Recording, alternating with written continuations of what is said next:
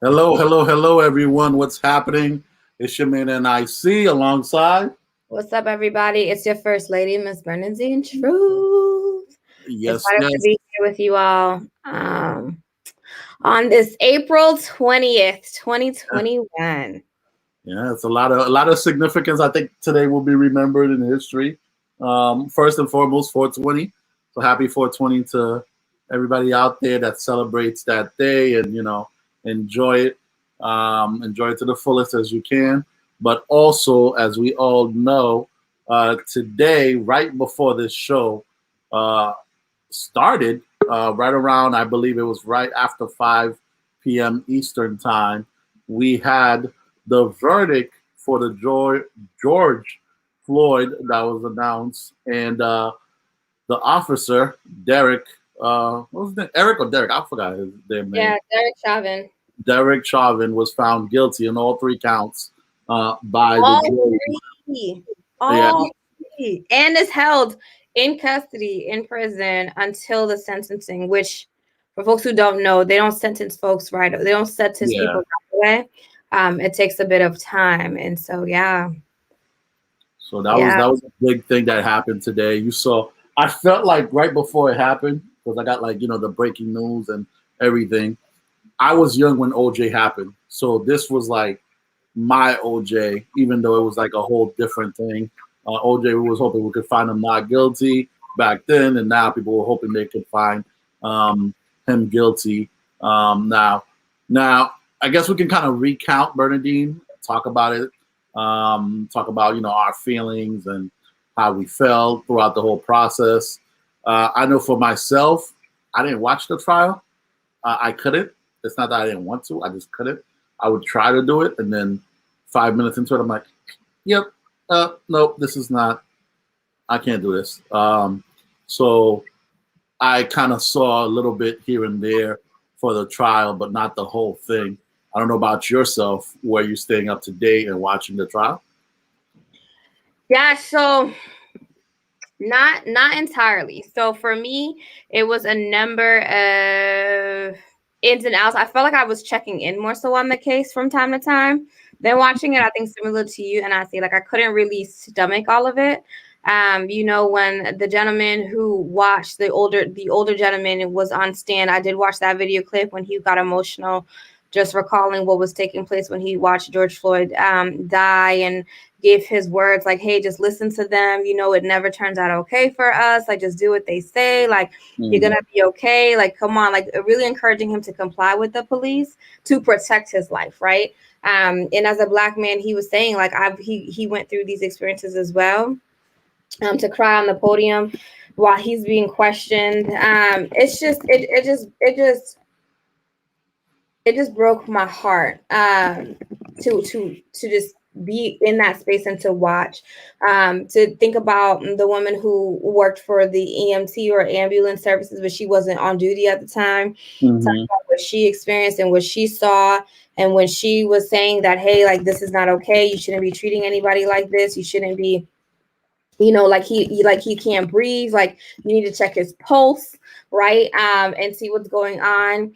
And to think about the children or the young workers of the store at the time, who were also like, hey, we would, like, literally, like, just they were just following up per protocol, due to counterfeit money, right, and Mm-hmm. that was their intention. Like, they didn't, nobody could have premeditated, or nobody could have figured out like something like that would have happened like immediately, right? And so again, think about like Charles McMillan is the name of the individual the man who was crying on stands, right? To think about like what he witnessed, to think about what the ambulance driver witnessed, the EMT and a nurse witnessed, to think about what children witnessed, the young person who videotaped this, and finally that video footage can actually matter, right? Because we've watched a number of cases take place already where Black men and women have lost their lives at the hand of police, and there is video footage clearly outlining what has happened.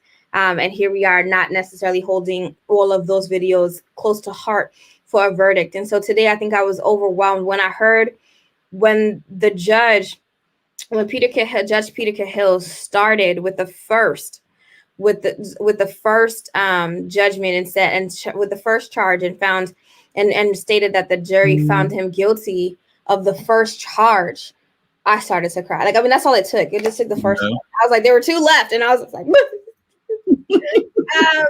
falling apart, because it's taken so much for the world to be able to understand the severities of what's going on, right, at the hands of police. And talking about racial justice or lack thereof, talking about racial equity or the lack thereof in our country, and to really understand that, like, George Floyd died in May, so almost a full year ago, right? This man was killed nationally, in many ways. Like, the minute that video went viral, it went viral from May 25th forward, right? So you think about that, and it was just overwhelming. I think about all the Black men and women who passed away at the hands of police, who injustice wasn't served for them. Right? I think about Breonna Taylor's family. Like, yes, they were paid money, but her life will never be able to come back. You know what I'm saying? And like, all she was doing was sleeping. And the police officers in those cases were not found guilty. You know, wanton endangerment is one thing, but that's only because he endangered other people who weren't even in the apartment. You know, I think about the police officer who walked in and shot somebody dead in their living room, thinking that it was her apartment, and it wasn't her apartment, right? And that's just like, what's going on in that situation? Nothing. I think about, you know, all these cases we don't even hear about. I think about cases that might be taking place in Boston that we don't hear about, because I'm sure some things have happened in our city and we just don't know that they're happening in our city. You know what I mean? It's just like, it depends on, like, you want to stay under wraps. And I was overwhelmed. I was overwhelmed. And to hear again that he was found guilty, the jury found him guilty of 3 charges, 3 counts, whether, like, you know, of murder, 2nd degree, 3rd degree, manslaughter. I was moved. I was moved. But again, it made me sad to think about, like, the fact that it, just because it's COVID almost, right? Like, it took COVID happening for people to really understand. I remember when we first heard the news of George Floyd, time was moving so slow. And that's why people were able to just, like, you had nothing else to do but sit home. Yeah. Watch it, right? The pandemic just hit us in a real way, right? So, like, but like certain cities and stuff started to shut down in March, but I think really people started feeling the effects of being stuck at home in April. And so then you were home for like about a month and a half, right? And like you got used to like not doing much. And then all of a sudden it's like, here we are. He died on television. He died caught on like live footage. You could not even disregard the death and having the knee on his neck until the man died. I'm grateful for our jury. I'm hopeful that Judge Peter Cahill will sentence him correctly, because that's the next step, right? Maximum charges, a maximum, you know, sentencing for each charge could happen, but could not happen, right? They talked about Maxine Waters and her commentary, making people feel like there might be reason to appeal this case. That's scary. That's real. They just might do that. Everybody's entitled to appeal anything, any type of judgment. Of course. So I just, you know, I'm like, I'm happy, but I'm like, this is not the end. It's not the end until I know, like 40 years from now, Derek is still incarcerated, right? And not on probation, not on parole, but like serving a sentence on those 3 charges that he was in fact found guilty of. My thing is, looking at the date, looking at the time that we're in, the way that this was such a big deal, living in 2021, it should not have been. And when I say that, I'm just like, it should have been, yeah, you clearly saw the man put his knee on his neck for 9 minutes that we know that it is now, 9 minutes and something seconds, instead of the 8 minutes and 30 seconds that we had in the past. So you clearly saw it. If he didn't do that, he would still be alive today. Went to jail, whatever, got his fees, served his sentence, would have gotten out or whatever, would have lived to see his daughter. So it shouldn't have gotten to this point where it just shows you how Blacks in America still feel undervalued. We still feel as if we're not Americans. Like, this really showed that to me today, that we are Americans, but we're not. It's like we say we're supposed to get, all the same rights, all the same values, everything's supposed to be the same. The Constitution says everybody's supposed to be treated fairly and equally the same.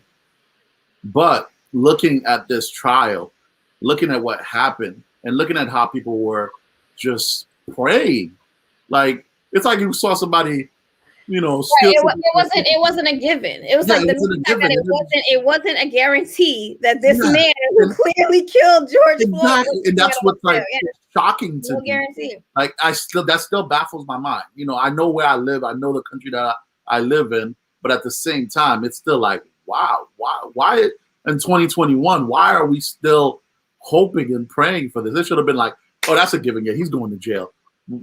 Boom, let's go. This should have been because again, it's like our court and our legal system operates on the precedent cases, right? And so I know that. We have a constitution that was written by white men, not for the advancement of Black and brown people. Heck, not even written for all white men.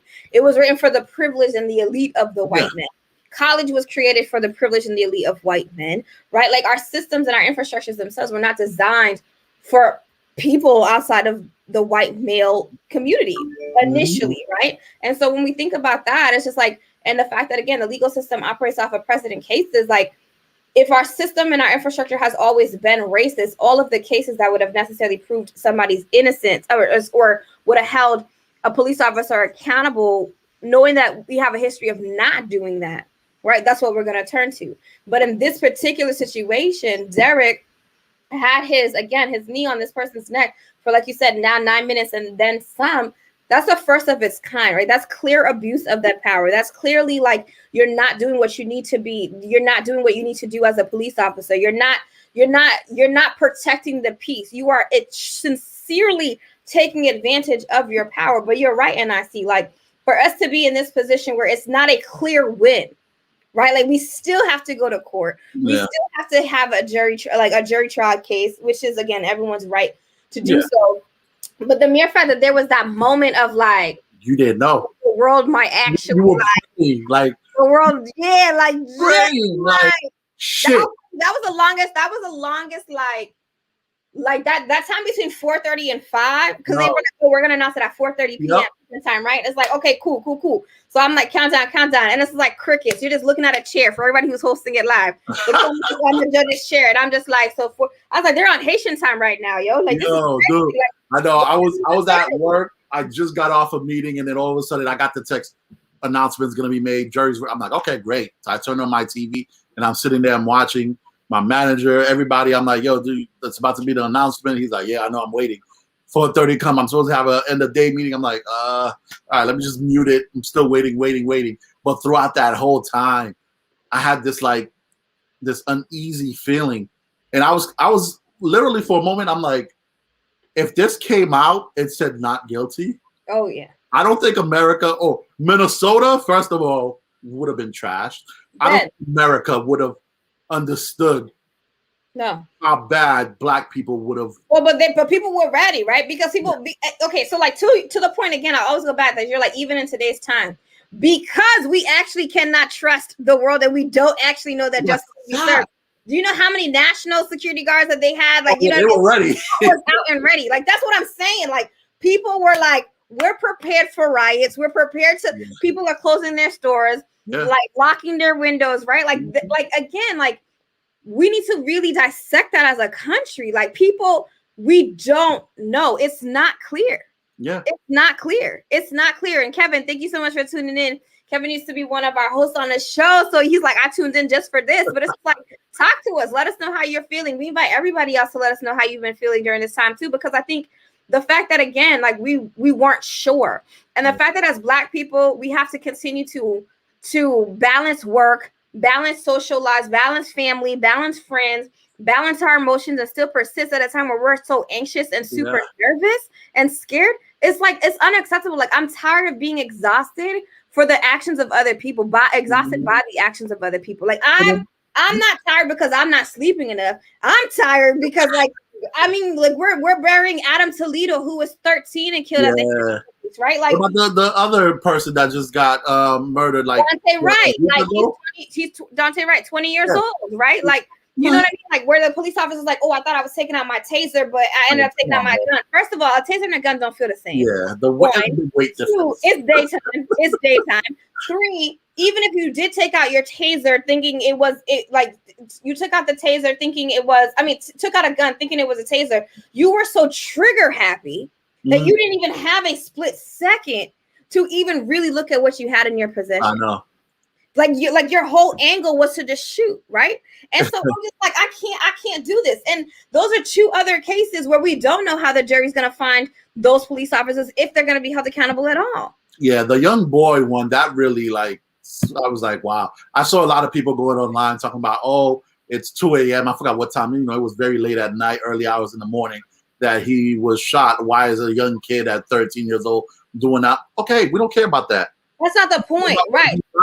Like, it's like saying, like, when they capture, you know, that person that killed 20 people, that killed 10 people at the school. I'm not saying, oh, we should have killed him, right? They're guilty. They just killed 20 people. They just killed 10 people. We've had, I think, like, since, what's his name, Biden has been on, this has been the most killings that I've heard about in a long, long time. And I think it's predicted. No, but that was predicted too, because that's the hate, that's the bigotry that's coming into full force. Weeks, like almost every other week, I'm hearing. Well, the New York Times published an article that said, like, from the time that the case initially started taking place for George Floyd's situation, in March, 3 people at minimum have been killed every single day by police. Every single day, the New York Times published, right? So again, I'm sitting here and that's why I said, I was like, there's so many. The ones that make it are the ones that happen to be recorded and went viral. They're not the ones. They're not the ones that we don't hear about, or from people, you know, like that maybe just didn't get caught on tape. Like, if Chicago did not share and release the tape from the police officers, Cam, we wouldn't have known what happened, right? And so again, like you said, it doesn't matter that this child, whether or not that child had a gun in his hand, is irrelevant, right? The point is, police officers, your duty is to protect. Your duty is to make sure that you, in extreme situations and in scary situations, you are diffusing situations. You are providing peace. You are providing comfort. You are de-escalating situations, not making it more intense. That police officer who shot Adam Toledo was running after him, left behind an adult that they pulled up, that they were talking to in an alley, ran after a child, saw that child, right, with again, allegedly having a gun. Whether or not he had it is irrelevant to me, because you told the child to stop. And the minute the child stopped and turned around, you one shot. You might as well just shot him. Like, exactly. So it's like you're panicking, and if you're panicking, then you don't need to be in that position. Yeah. That's my bottom line. Like, people need to be held accountable. You are trained to respond. This is where the police properly training them, where they're saying, oh, police is going through 6 months. That should be a longer time. You know, people go for most degrees. You're going for 2 years. I think it should go for like a minimum of like 1.5 to 2 years of training, but not just that, not just do a training one time, every 4, 5 years, going on and saying, okay, we're going to do another monthly training. And Europe, I'll never forget this. I was in England when I traveled to England a few years back. There's the regular police people. They just have tasers. They don't have guns. Tasers and their little sticks. That's all they got. They'll beat the shit out of you with the stick. They'll tase the shit out of you, but you'll be alive though, unless you have some, you know, predetermined heart condition or something like that. But they don't have guns. The guys that have the guns are the SWAT teams, the higher ups. Those guys are trained much harder, and they are trained constantly on when to pull the trigger, when to shoot, and what to use that force during. So it's not going to be like, oh, routine police stop and a car stop. You're going to encounter somebody with a taser. You're not going to encounter somebody pointing a gun in your face. Like the other one I was watching, where you had a sergeant in the military pulls over. He was like, it was dark, so I drove a little bit further into a gas station, somewhere where it was clearly lit, so I wouldn't be in a dark alley and street with you. And what do? Tase the shit out of him and pull him out the car. Because why? They just wanted to. The guy's like, asking. You have the right to ask. And I think sometimes, a lot of the times I see police officers get upset about this. We have the right to ask you, why are we getting pulled over? I mean, that's like I don't know if you saw the video, but there was a black man who was pulled over sometime last week. And he was pulled over for driving under the speed limit. I saw that. Like, so you're pulling me over because I'm driving under the speed limit? He's like, what am I doing that's wrong and illegal?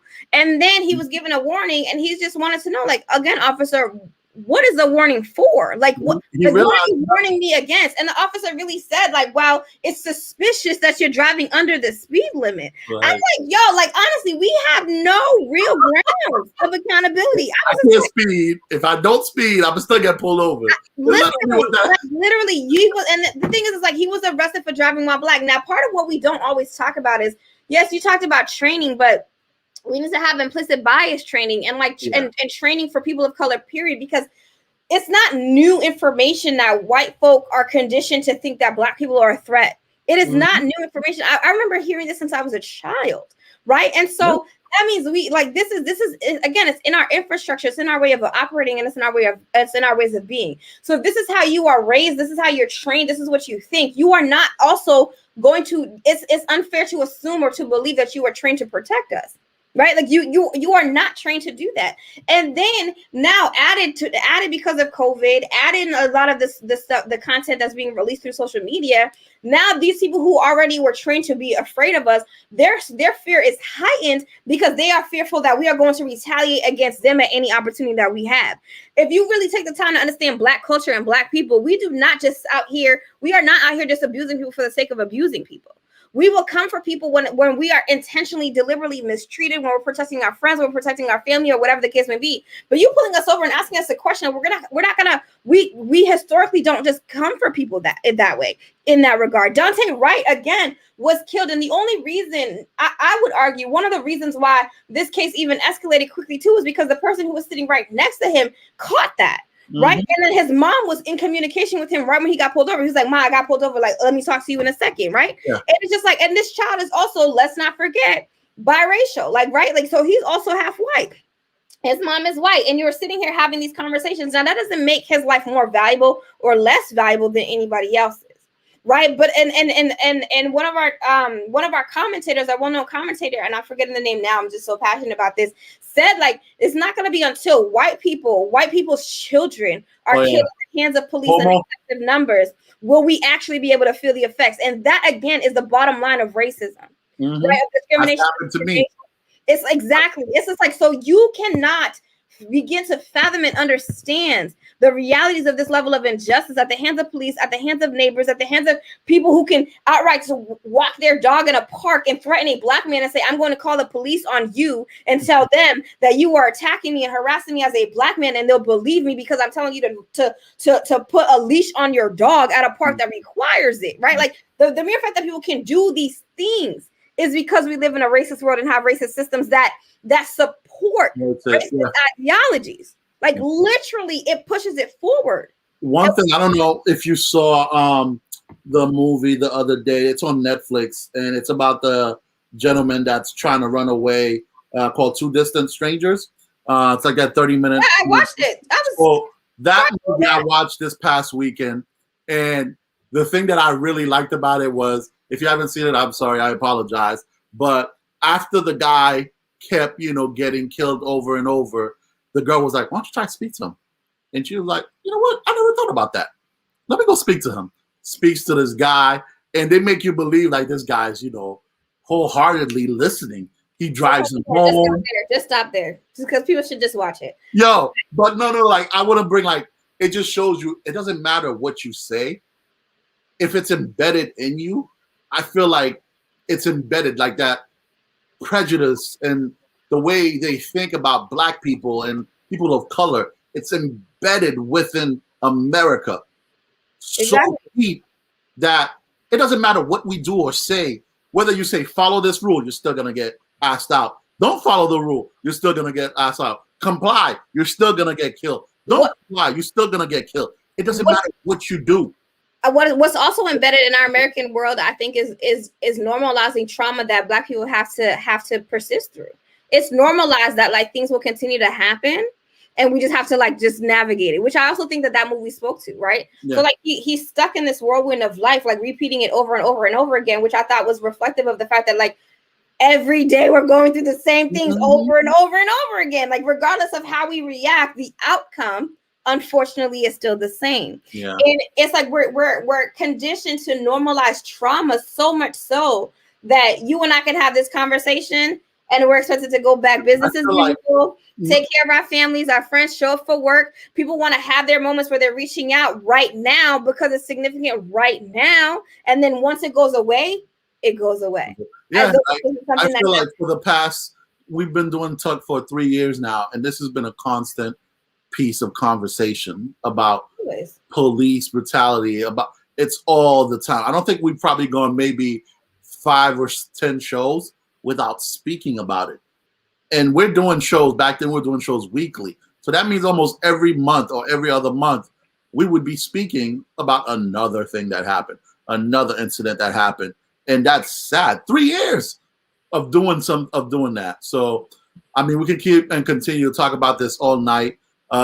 We wanted to give you our thoughts, what we've been thinking about, what we've been feeling over these past few weeks and year since this has happened. We're happy for, the verdict, and hopefully. I'm not happy for the verdict yet. I am proud of the jury. I will be happy when I will say it over and over again. I will be happy when the judge sentences this person rightfully at the highest count he possibly can on all 3 charges. Max is 40 years he could face. So. I thought it was like one of them was max 40 years, another one's 25, another one is 10. So I want all of them added up. So you look at about 75 years. You will rot there. 1, 2. I don't want to hear about any good behavior, release, parole. You know that's gonna happen. He's a police officer. You get what I'm saying? It's gonna happen. I just can't. I'm just like happen. So again. Because that's one of the things they look into when they're sentencing you. When the judge, they look at your history. They look at your record. So if you're somebody that's a criminal who's been arrested plenty of time, they'll give you a more harsher punishment versus. But again, our legal system has shown us time and time again that that's not true. When we incarcerate children and we hold them to the same level as adults, and children are in there serving children are serving life sentences, children are serving 40, 50 years, children are incarcerated. I'm not doing it. He'll get 50 to 60 and probably like parole after like 25.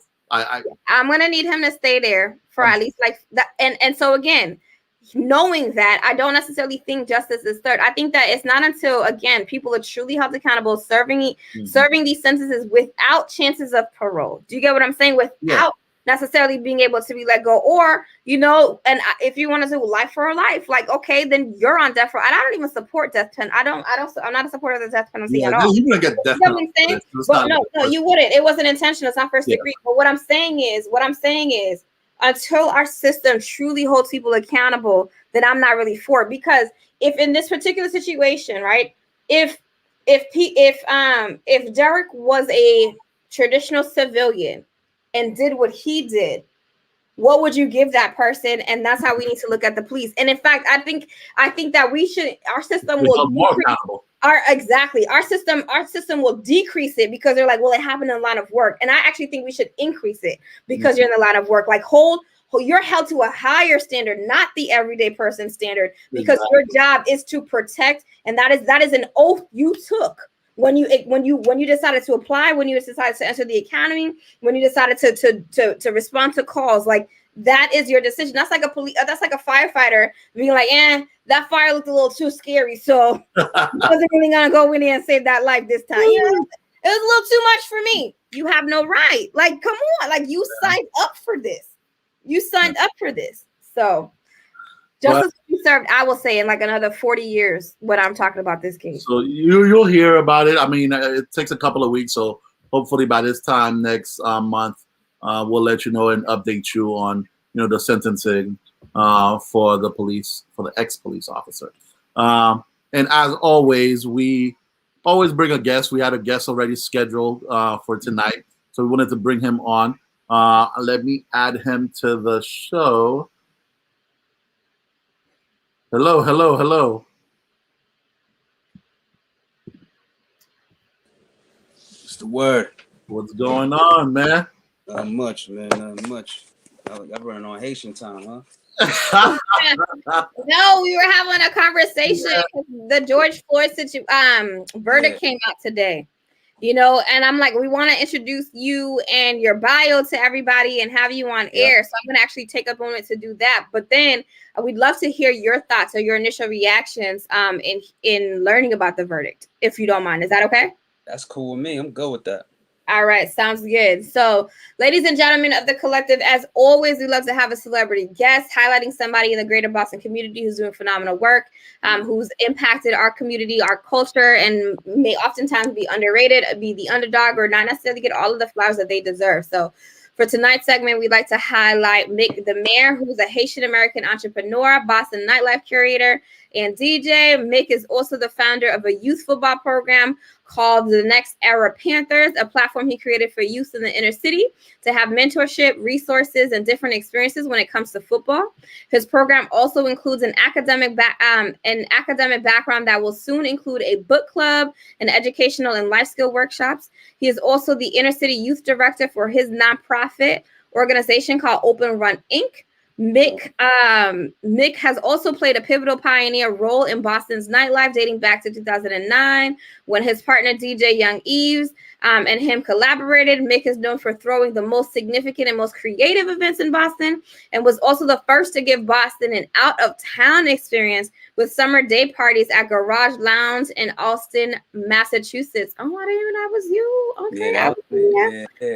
Mick is also known for being the most prolific DJ hype man in the city of Boston, shared stages with Norija McMill, French Montana, DJ Esco, Tory Lanez, and many more. We'll take out Tory next time, but let's just, I will be Bernadine. But I mean, seriously, Mick, your bio is awesome and phenomenal. So thank you again so much for being here. Say hello to our guests, and please just let us know your honest thoughts on everything that took place with George Floyd and the case today. To keep it's crazy because on Facebook I get banned a lot because I be attacked. I be coming through for the white folks and all that. So Facebook belong to them, so they be banning me. Overall, man, how I feel about it, I feel good, man. I feel like this is a step to justice, but I don't want black people to get caught up in this one win. You know what I'm saying? I don't want them to get caught up with just this. This still isn't enough. This guilty verdict still isn't enough. There still needs to be more done. There still needs to be consistency, because when it comes to America, they'll sacrifice one to shut us up. Yep. You know what I'm saying? And still keep doing the same old stuff they doing. I was gonna ask you, yo, Steve, I can swear? No swears? You can swear. Oh, all right, cool. So, yeah, so I feel like they're gonna shut us up with this one.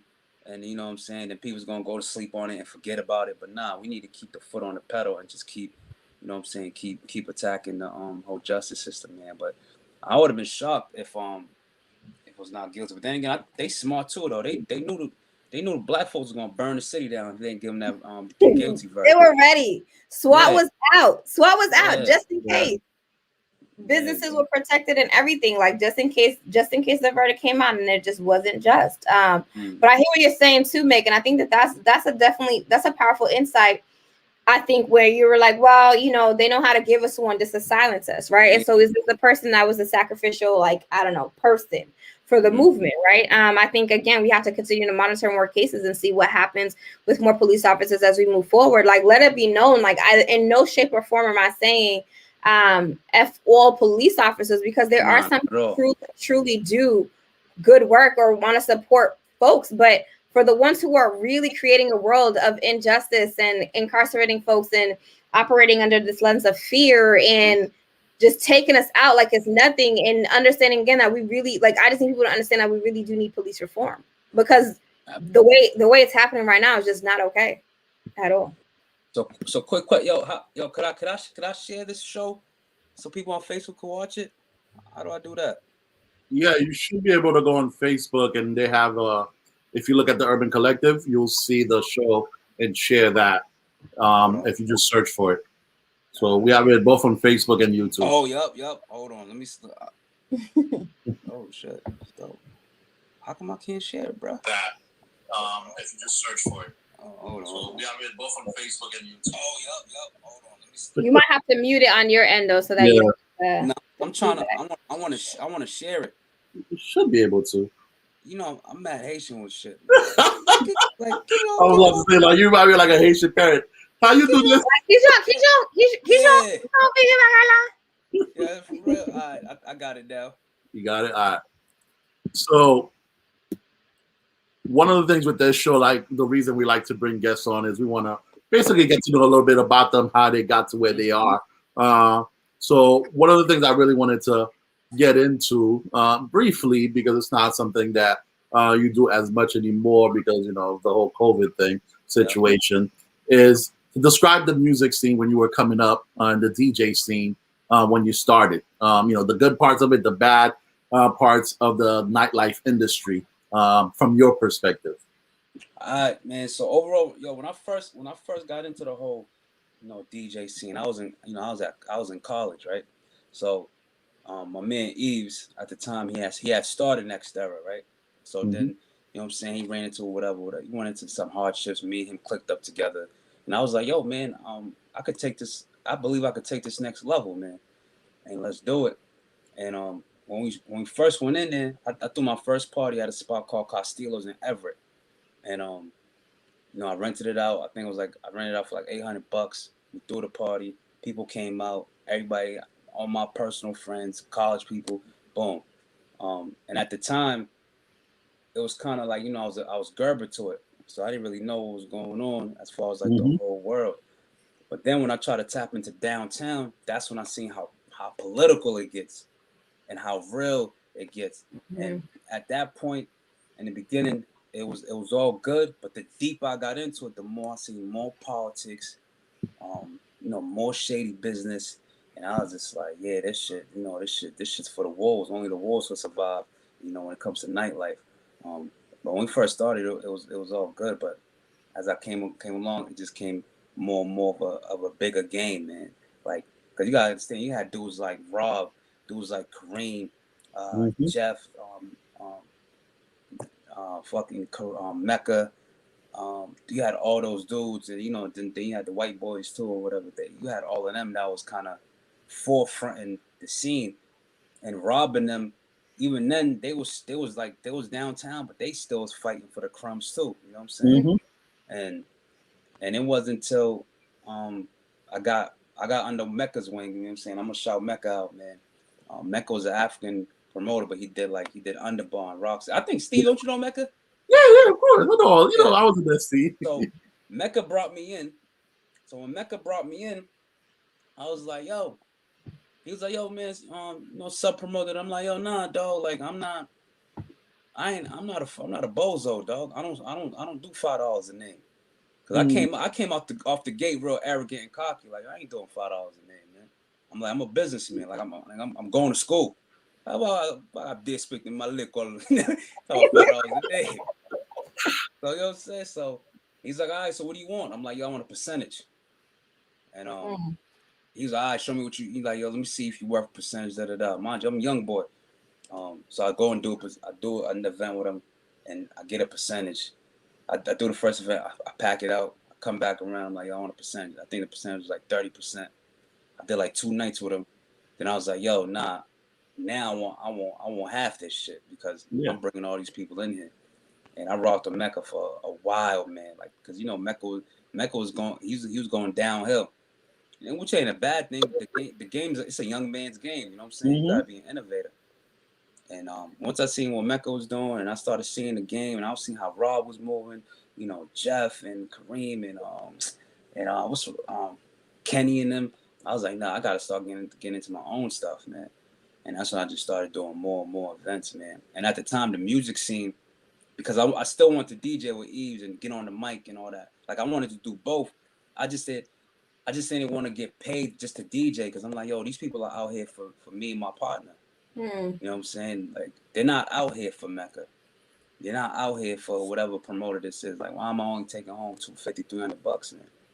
I should be taking home the bag because this is my following. Mm-hmm. And so I just started doing both, man. And the music scene then was fun, man. Like all the ass twerking songs was coming out. You know what I'm saying? And you know what I'm saying? He was like, it was great. People were twerking all the time. Yeah, you know what I'm saying? Hey. It was good. And mind you, in the beginning of that, when I jumped in that, that's when you couldn't even do hip hop downtown. Mm-hmm. That was like forbidden. You had to do dance hall, and you could sneak in A hip hop back in there. Yeah, that was like my reggae days. Yeah, so Soca. I'm in Roxy Red playing dance hall, but I really want to play some, you know what I'm saying, some hip hop, like, but I couldn't at that time. You couldn't really do it like that. You had to sneak it in a little bit and go back to dance hall. And the music scene then was terrible, man. Like you had to wear hard bottom shoes to go to the club and go listen to dance hall.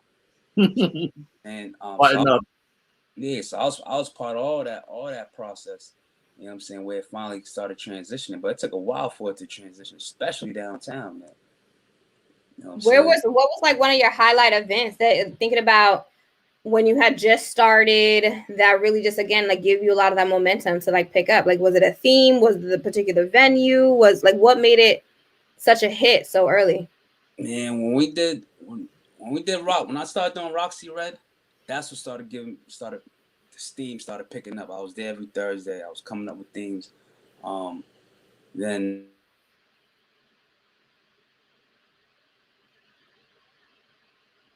we can't hear you. Okay, go ahead. You good? Back? Yeah, you're back. When what really did it for me was when I was able to go to venue. I finally gave me an event, and I did venue. I'm trying to think of the names because I used to have mad themes. I had Runaway Love. I had in fact, my first big event was called Check My Resume. Again, I was on my arrogant shit. Check my resume, man. You know what I'm saying? Check my resume. Runaway Love. I'm trying to think of some other shit. Then I started bringing people down here, like Sin Santana, like whoever IG Miles at the time was kind of popping. I was bringing them down. But yeah, for downtown, that was my mark, man. Like just those big themes right there kind of started giving me that steam. You know what I mean? That's awesome. So I mean, you're in the music industry. You're understanding the politics there. You're paving the way for yourself. At what point did you then transition into more of your philanthropy type of work and your nonprofit within your organization and like football? So like talk to us about when that aha moment came to be, or how you merged the worlds or kept them divided, like however it is. Before I even get into that, right? And I want to mention Garage because the Garage is really, Rob and Kenny they did outdoor events at Naga, whatever. And the reason I claimed that I had the most prolific day party because Naga wasn't that big, and when Kenny and Rob was doing it, it was still like a smooth vibes type outdoor. When I did Garage, I'm talking about like 400 or 500 people, bottles popping, sparklers coming out the bottles, all of that. So that was like an out of town Houston and Atlanta type feel, you know what I'm saying? Because I had got the idea from looking at clubs out of state where it was popping bottles and had the big signs coming out with sparkles coming out the champagne and all that. So I know sometimes everybody be like, nah, Rob did outdoor events too. I'm like, he did, but he wasn't able to get real prolific with it like the way I was able to have, do at Garage or whatever. So Garage is kind of one of those things that kind of set me up top, all the way up top too, man. Like, because to me, in my mind, I'm a pioneer when it comes to this, you know what I'm saying, this nightlife stuff, man. And I really did some solid events, man, with like over 400 or 500 people easily, man, with no sub promoters. You know what I mean? I worked with a couple guys like, Mr. Turnup, so shout out Fritz. A couple guys like Duke. I've done events with Rob. You know what I'm saying, and most more. But on my philanthropy side, no, but I appreciate it. Like I said, I went to an event or two, I think, at Garage, and you're right. Like it just definitely got real busy, real popping. I'm like, where are all these people? People I've never seen before. Like that's what I will give you. I was just like, I'm like, where are these? Who are these people? Yeah. Like, where are they coming from? These are not people I've ever seen really in Boston. We had Boston people, Cambridge people, some like we had it all over. You know what I mean? Like it was legendary stuff. 2016 was a legendary summer. Got I it. mean, and we did a lot of dope stuff. A lot of people has tried to copy it, man, but man, they just couldn't, do the same thing, man. I salute Duke though, because Duke had he did he was at, I forgot the name of the spot he was at in like 2019 and Oh, he Duke with Entertainment. he set the he had And amazing by Cam. yeah. Yes, I went to that too. So Duke and I are friends from college. So That it's event, just like, I ain't yo, gonna front. amazing. Yeah, I give them that, you know what I'm saying? But again, they got the recipe from somewhere else, and then he elevated me. I got to plug that in. Yeah, I mean, this is your interview, so Yeah. it's like, Now, we talking about you right now. So yeah. I hear that. I hear that. But now I'm on the philanthropy side. Honestly, when I say of 2011, 2012, I had went back to Cathedral High School. That's where I graduated. I went back and coached with my man Ant Thomas. Oh yeah, yup, Cathedral. There we go. Talk about your Catholic school days. Y'all like, yeah. That's Hater. Yes, down with go ahead. Yeah, Big C. Down with God. Y'all know him? Baby. Y'all down with God?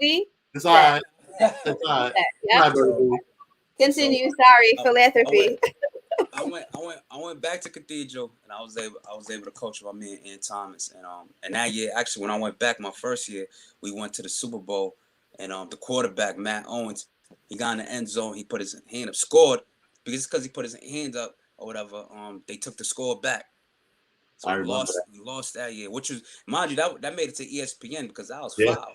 They did him foul, you know what I'm saying? But whatever. At the time, there was no Black Lives Matter, so I couldn't really make a spark out of it the way I wanted to. I could have went crazy with that. You know what I'm saying? But he threw his hand, a ref called it back, whatever. We lost. And then the following year, we came back and we won it. We beat Madison. So, you know what I'm saying? So I was able to get a Super Bowl out of my 2 years. So, you know what I'm saying? I got regionals and a Super Bowl championship. And mind you, at that point, I still want to keep going. But at the time, my son had just turned he just turned like 1 or 2 years old, and so I was kind of like, I can't really coach. I can't coach the way I want to coach. I got to go make more money. Even though I was doing real good with the nightlife, I was like, I need some stability. So I was able, I ended up getting a job, and I was just like, all right, let me get a job, let me figure it out, and so I wasn't as available. So when my son finally turned 6 years old, I signed him up for Pop Warner. So when I signed him up for Pop Warner, I went back into coaching, and I just thought, I kind of seen how things was ran, and I'm just like, I don't really like the fact that these kids, come in and play football, and there's nothing for them in the end. Like there's nothing for them outside of football. And it was the same thing when I coached Cathedral. Like a lot of these kids are 16, 17 years old. There's no mentorship for them. There's no guidance for them. There's no big brother for them.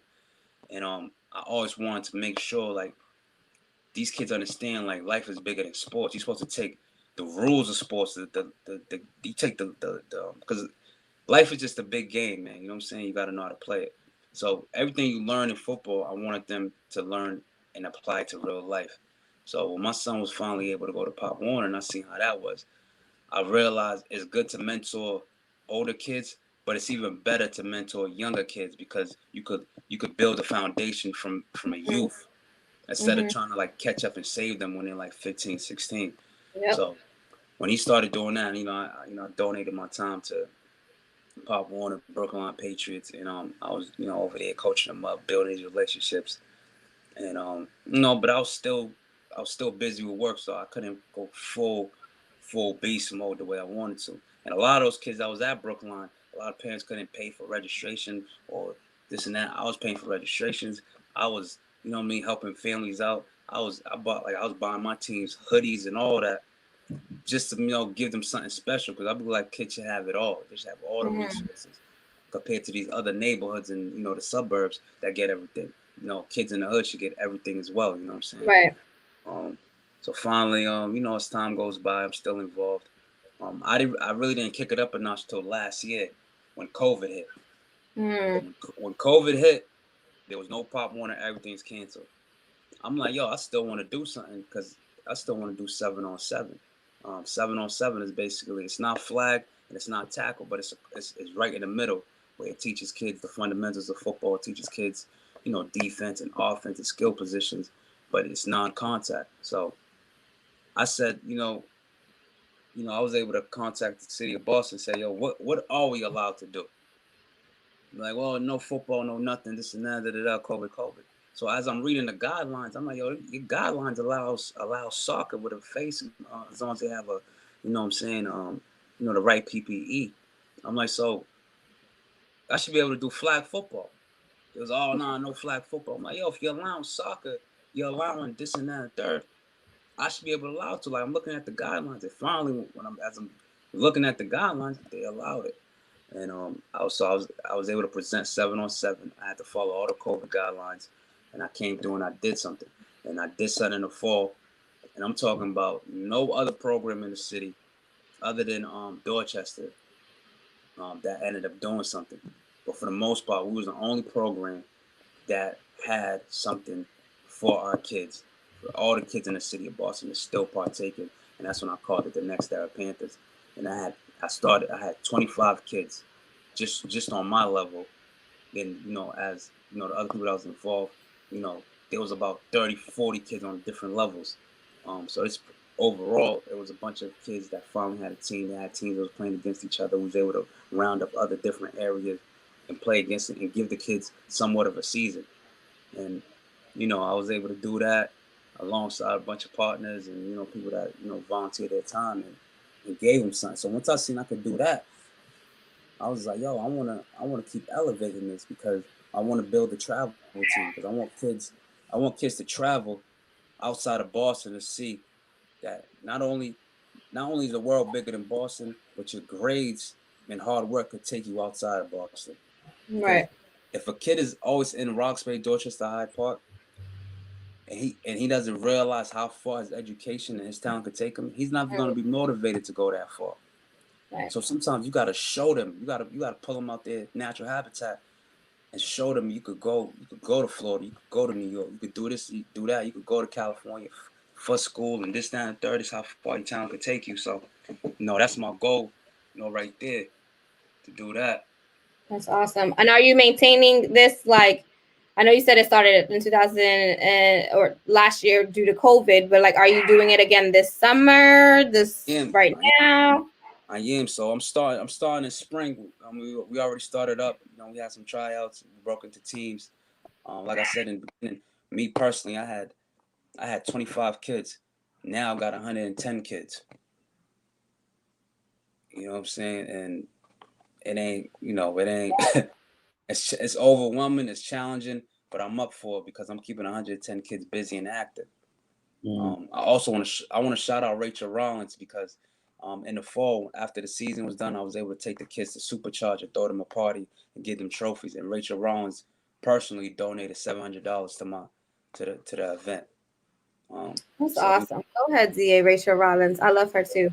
So, go ahead. I want to kind of focus on. So, doing this, you hear a lot of parents, especially in the inner city, that they don't want their kids to participate.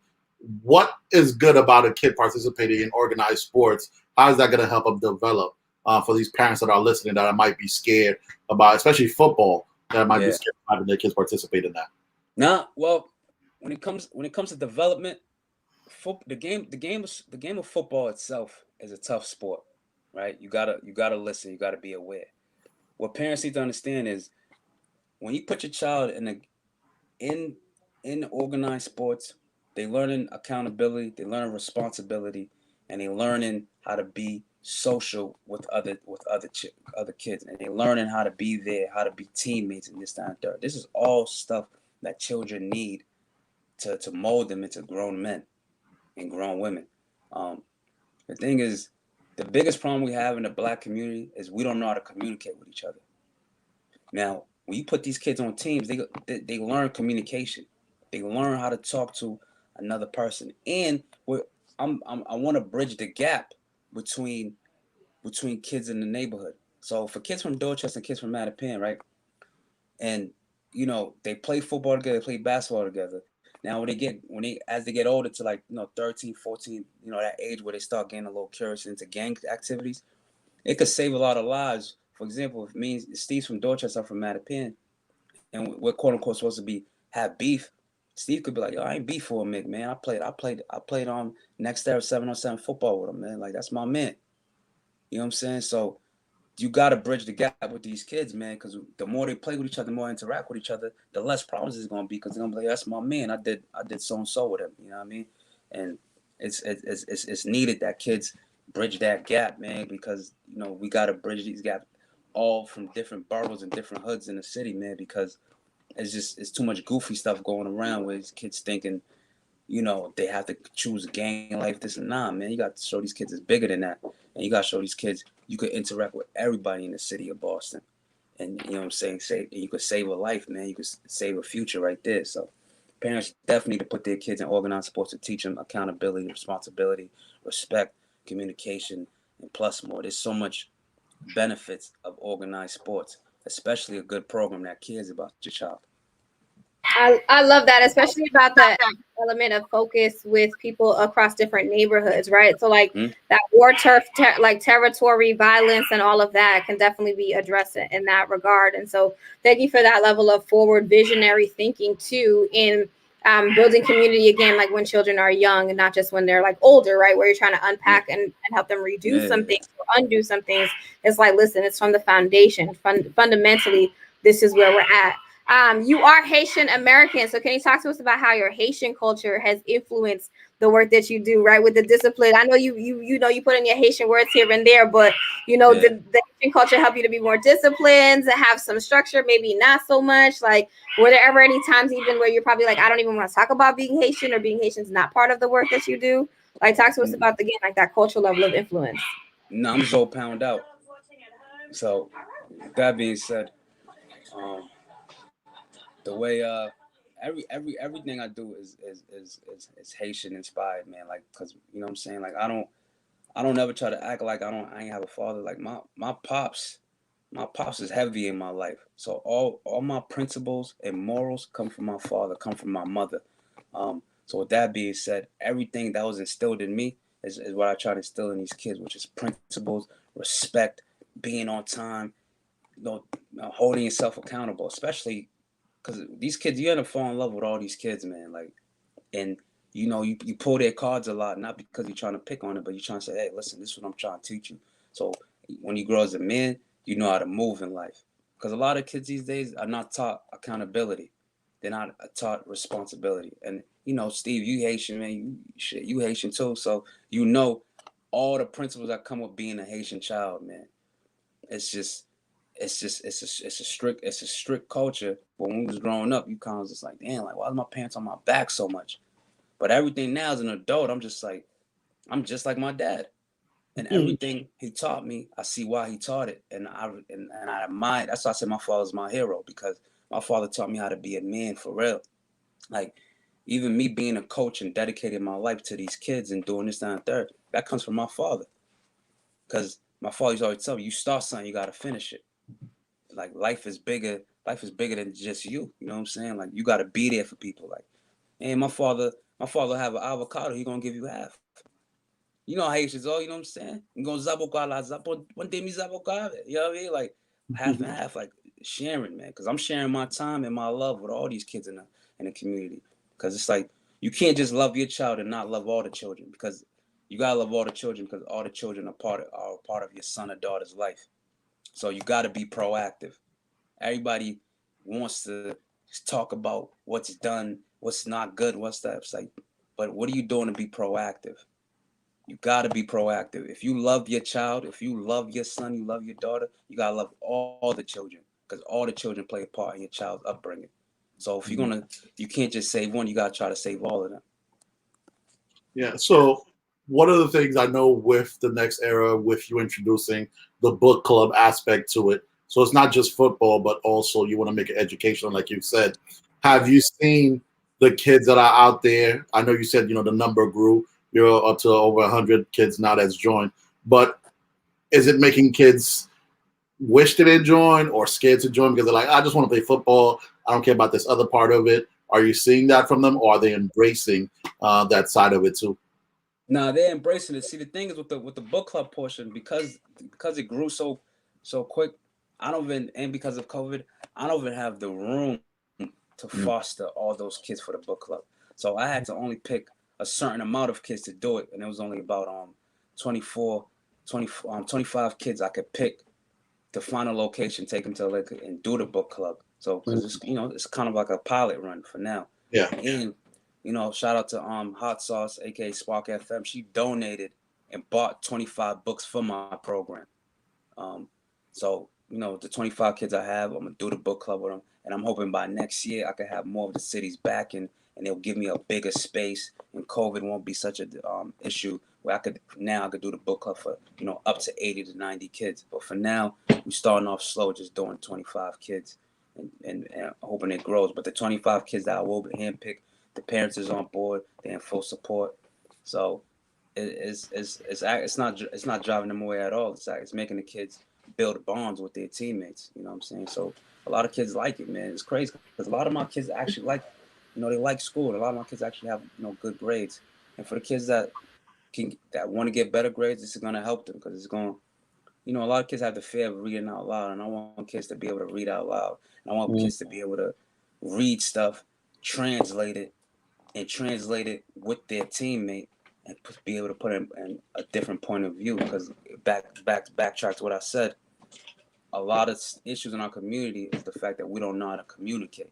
You know what I'm saying? But once you're teaching kids how to read, break stuff down, and communicate, it's being proactive to resist any type of issues in life. Because now I know how to talk to you. And I love that. Communication is certainly key. Now, just remind me, so is this something you're just doing for boys? Do girls have access? Girls got access. Okay. Girls got access. On my 12U, I got one girl, and I got another girl on my 8U team. But I'm trying to get more girls to come out. But I feel like moms, they hear football and they're like, oh, I don't want to get involved. But nah, this ain't even tackle. This is to get ready for tackle. You know what I'm saying? So they could join. I want more girls to get involved. You know what I mean? But we'll see. As it grows, as it progresses, I'm sure more will sign up. That'd be awesome. I think that there's definitely a good amount of girls out there who want to play football. I used to play football when I was in high school just for fun, not on any kind of real team. I'm too clumsy for that. But I really did love it. And I remember playing with some of the guys for Thanksgiving. And yep. I mean, it takes a lot out of you, but it builds a lot of stamina too. So I'm all for it. And I think that it's important for girls to just have those spaces. I think in this day and age when we're really trying to combat a lot of those gender norms too, and categorize people.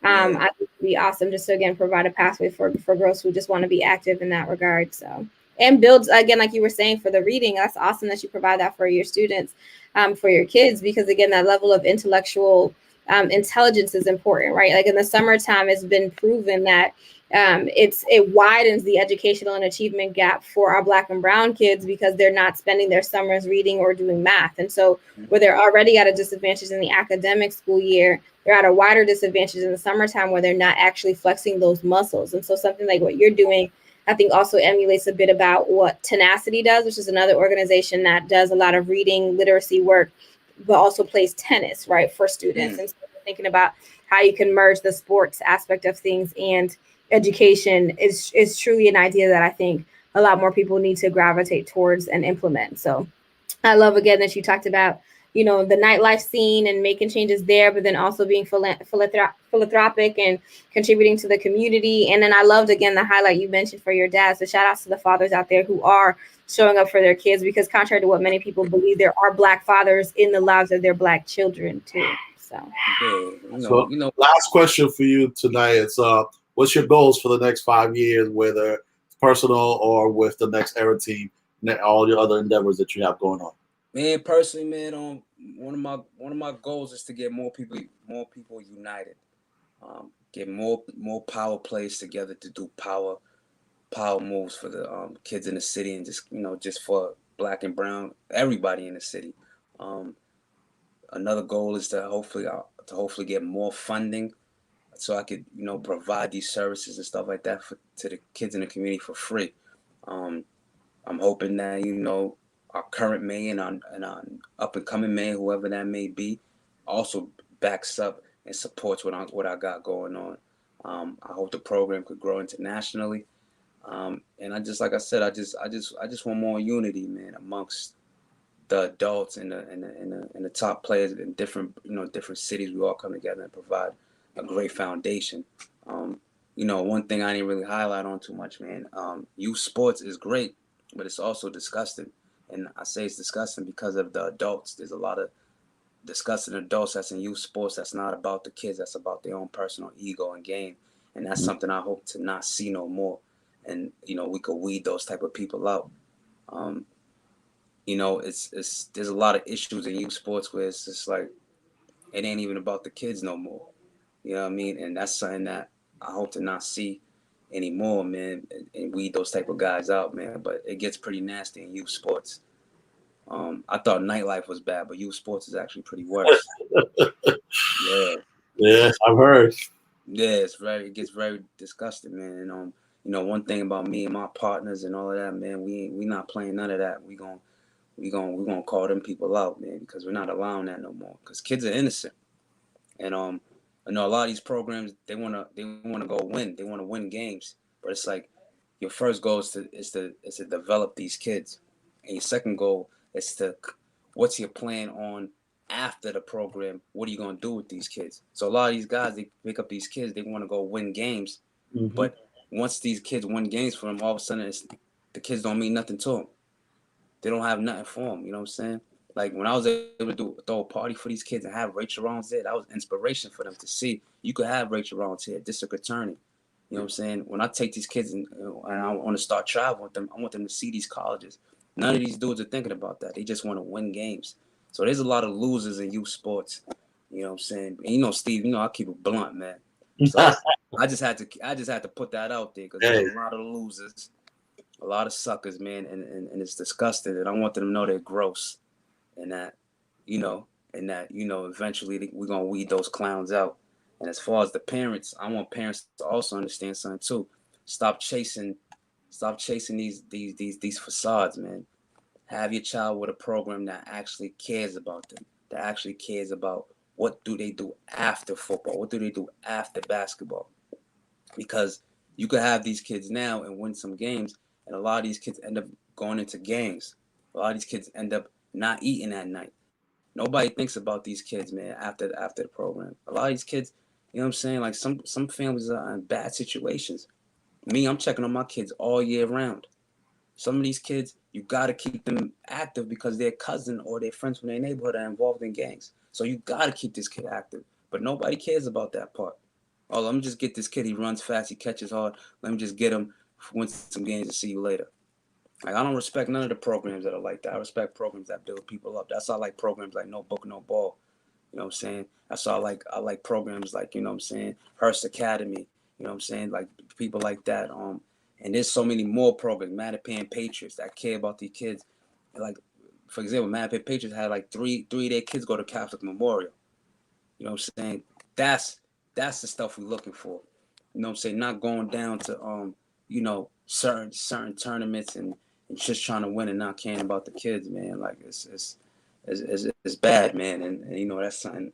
That's why I want the support from the city, so I could fund these kids. I don't even want these kids to pay. I don't want these families to pay. I want these families to have access to all of this because our kids don't get resources to enough parks.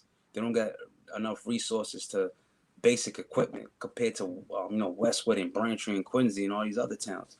Like, why our kids gotta get all this shitty stuff? They should be able to get just as much of an opportunity as all these kids.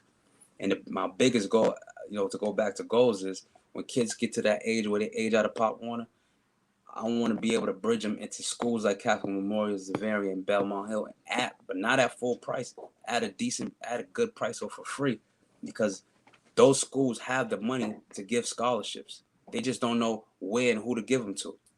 So if they could take a kid from Dorchester, Hyde Park, and Mattapan that can't afford that, and you could give a child a chance to get a greater education like that off the football, I want to be able to bridge that gap because, again, those recruiters, those type of guys, they're not coming into Mattapan, Dorchester, Roxbury. So if there's the relationship there to say, hey, there's this kid right here, He's amazing. His grades are good. He would fit well for your prep school. He would fit well for your Catholic school. I know you have money. Your school costs $28,000 a year. Man, give him a deal. Either let him go for free or let him go for $2,000 a year. That's stuff I'm trying to get to, man. Like it's bigger than sports. It's bigger than W's. Like I want these kids to win in real life. I want them to be doctors, lawyers, or even if they don't become doctors, like become accountants and businessmen, whatever. I want them to go to schools where they have resources, where they have connections. Because me going to school down the street with the same cats, that's not enough connections. I want them to see a different part of the world. I want them to be in school with, Caucasians, Asians, all types of different people from different atmosphere that live in Hanover. Listen, I want kids to be all around all of that so they can see it's bigger than the streets. It's bigger than just your city. There's so much more to life, and I want them to have all that. Like I want them one day when they're like in college, that their high school classmate is a big stock hedge holder, or however you say that, you know what I'm saying, or owner, this, that, and the third, man. Like it gets deep, man, and I get real passionate about it because I see so many people they lack that common sense, man. They lack that knowledge to make it bigger than sports. So I advise parents, don't just take your child to somewhere where they just want to win. Take your child to somewhere where a coach is saying, "Hey, how you doing today? Merry Christmas, Happy Birthday. What's he going? How's school going? Like, stuff like that. How's his education? How's his grades? You know what I mean? Like, don't just check on a kid during Pop Warner season, August through November. Check them all year round. Same thing with basketball. Check on them all year round, and that's what makes a difference with people. That's really for the kids. That's just for the wins. And I'm gonna leave on that note, man, because I gotta, I get real passionate, man. No, I love it. That's why we listen. We just let you have it. We were just like, all right, Yeah. so he's talking about it. I love it. Right, it's building legacy for these children through something they love to do. Without even recognizing, like I would even say that they don't even know all of this magic is happening at the time. They're just having fun, right? And you're getting them where it works for them, and then through that you're able to inspire, you're able to mentor, you're able to be at a position of representation and showing them again that this can in fact be them. I mean, you keep talking about what they see in their own backyards and in their neighborhoods, right? Like you can't imagine becoming something you've never seen or doing something you've never even known was possible until you're able to see it for yourself. And so thank you again for really prioritizing that element of this work, because that's really what it takes, right? And I say that for our young boys, and I say that for our young girls who end up becoming adults and game changers. Real quick, Mick, can you tell people where they can follow you and how they can support you or connect with you and your work? Absolutely. You can follow me at Mick Da Mayor on IG. Same thing on Twitter, same Facebook, same name. If you want to donate, you know what I mean? Money sign Next Era Panther, NXTERAPANTHERS on Cash App. If you want to donate randomly, put your name, let me know, support the movement. If not, just spread the word. I'm not here, pressing nobody for bread, but just spread the word. If you got a niece, a nephew, son, grandson, neighborhood friend, spread the word and just let them know about the program. Let them know about Mad Pan Patriots. I also a part of that program as well, and just let them know, man. And again, I just want to shout everybody out that's kind of supporting me, that's helped me, that's guided me into when I have my tough moments, and just pushing me and supporting me. Like I said, me personally, before I even started this program, when I was with Brookline, and when I even when I was at Cathedral, I personally calculated about $5,000 of my own money into the kids.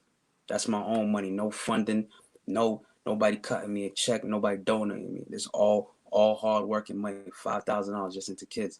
I mean, even my partner Roscoe, when we was at Brookline, we had 28 kids. We had 22 kids, and me and him bought all the kids hoodies with our own personal money. You know what I'm saying? While those same parents paid $200, they paid $200 to sign the kid up for Pop Warner. I'm there for free. My Ross was there for free. We don't get paid for none of this, and I still came out of my pocket. And me and him came out of my pocket and bought all the kids hoodies. You know what I'm saying? Taking these kids out and some more stuff. So I just want people to know, man, like, when I say I'm Mick Da Mayor, it ain't just a name. I'm about that life. You know what I'm saying? And it's just I am what I am. My name stands alone. or 10 feet, man. I ain't never, I ain't never been on my knees. I always been on my 2 feet, and I spend big money on these kids, and so now I'm trying to shift it to where now I need the city to spend big money on these kids, and I need these funders to spend big money on these kids because I got a family too. $5,000, I can't do that no more. That's true. You can't give it to others when you got to give it to your own as well, right? Yeah, So you can only give to people when your cup is overflowing. So we hear you, the city of Boston. Hopefully you continue to hear Mick Da Mayor and what he's asking for and the support that he needs. Like we said, to all of our followers and our supporters of the Urban Collective Show, we do it for you all. We're here for the city. We do it for the city. We do it for the culture. All of you really matter. And again, with the work that Mick is doing, he went from the nightlife scene, right, curating spaces for adults, young adults, and everybody, and adults and everybody else in between, to now focusing on our younger children and our younger environment as well, because again, they really matter. Our children truly are the future in various ways, and so to be able to stimulate their minds as well as stimulate their field of entertainment and to inspire them is no easy feat. So thank you for doing it, particularly for our young people in the city of Boston, to help them to understand that sky's the limit truly, and they can live beyond the walls of Dorchester, Hyde Park, and Mattapan. They can go truly wherever the world decides that, wherever they decide to go in the world. So thank you so much, Vic, for your time. The Urban Collective always appreciates being able to support and listen to our celebrity guests. And so it was a great joy to have you. So everybody, you all know where to follow Mick Da Mayor. Make sure that happens, and sign your kids up for football. An opportunity to meet other people within the city of Boston, but then also an opportunity to build fellowship through intellectual stimulation. So thank you again, Mick, for all of your work and your contributions. I appreciate you. Y'all done for the night? Y'all got another interview? No, we're done for the night. You can stay on air if you'd like. So as always, we love to, well, and I see you can take it away starting off with our sign-offs. Yeah. So, yeah, thank you to everybody for listening, for watching. Of course, we want to thank Mick for being on tonight. And also, we want to thank all the listeners, everybody that follows us on Instagram, Facebook, wherever, Twitter. Continue to follow us, share our stories, share our show. We've been going on for 3 years strong now.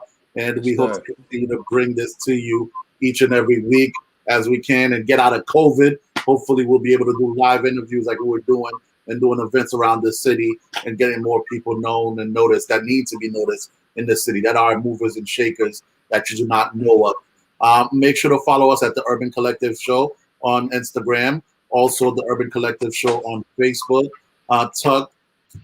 TUC3 Show on Twitter, and then last but not least, you can find our podcast on YouTube, on Facebook. You can always watch the episodes after they air, and last but not least, on every platform. So from iTunes podcast, Spotify, wherever, iHeartRadio, we are available on every platform out there for you to listen to all the podcasts if you want to listen to old episodes. And last but not least, you can support us by going to our website to purchase merch from us. It's theurbancollectiveshow.com is our website. Awesome. And we always love to close out our show officially by leaving you all with an inspirational quote to get you through the weeks until the next time we are on air. For this particular one, I'd love to really bring in all that we're dealing with racial elements of life and police brutality and reflection, but then also opportunities to uplift and empower our Black and Brown communities, one that I'll always take. And so I want to leave you all with a quote by Assata Shakur. And Assata says, "It is the obligation of every person who claims to oppose oppression to resist the oppressor by every means at his or her disposal. Not to engage in physical resistance, armed resistance to oppression is to serve the interests of the oppressor, no more, no less. There are no exceptions to the rule, no easy out."